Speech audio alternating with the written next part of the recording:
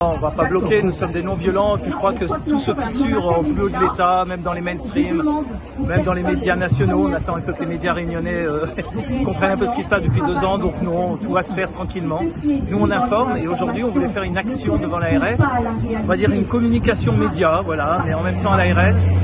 Tout, on n'a plus du tout envie, d'ailleurs on voulait demander une audience, finalement on n'a pas demandé parce que je crois que ça sert strictement à rien, sur des choses très précises. C'est le nombre de décès qui circulent en boucle dans les journaux et dans les écrans de télévision. Ces décès, on aimerait savoir s'ils sont décédés avec le Covid ou par le Covid. Ce fameux enfant de moins de 14 ans qui en fait n'avait même pas 1 an, n'est absolument pas décédé du Covid. Alors est-ce que l'ARS ment? Et si elle ment, c'est un mensonge d'État. Est-ce qu'elle est mal informée? Dans ce cas-là, on demande vraiment que l'ARS fasse une enquête sur tous les décès qu'ils annoncent, les décès qu'ils annoncent au grand public, qui évidemment fait peur. Est-ce que c'est dû au directeur général du CHU? Et on demande au conseil de surveillance de ce CHU, dont la présidente et madame maintenant la présidente du conseil régional, de faire une véritable enquête. On donne des chiffres faux, ça fait peur.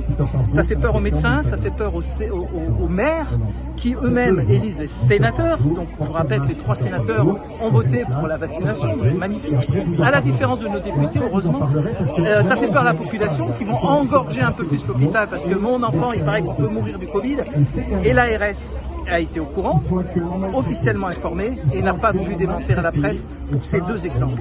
C'est une honte absolue et c'est pour ça qu'on le fait devant la grille de l'ARS sans gêner la circulation, c'est pas du tout notre but. Pour que Madame l'ARS, la directrice, le sache. Si elle le sait, qu'elle ne donne pas une contre-information à la presse, je pense qu'elle aura des comptes à régler. Si elle a bien entendu ce que vous relayez, je pense que la première chose qu'elle devrait faire demain matin, c'est de faire un compte en disant « Ah, effectivement, on ne sait pas », pour rassurer la population. Parce que plus on fait peur à la population, plus on va inciter cette population à s'injecter des produits dont on sait très bien que ça augmente le nombre de cas. C'est pas par hasard que Israël, l'Angleterre, l'Australie, là on vaccine le plus, ça explose, et que l'Inde où on vaccine très peu, il n'y a pas de cas, notamment aussi en Afrique. Donc il y a un moment, et c'est l'adresse qui nous dit, la majorité des cas, qui je rappelle ne sont pas des malades, la majorité des cas, ce sont chez les vaccinés.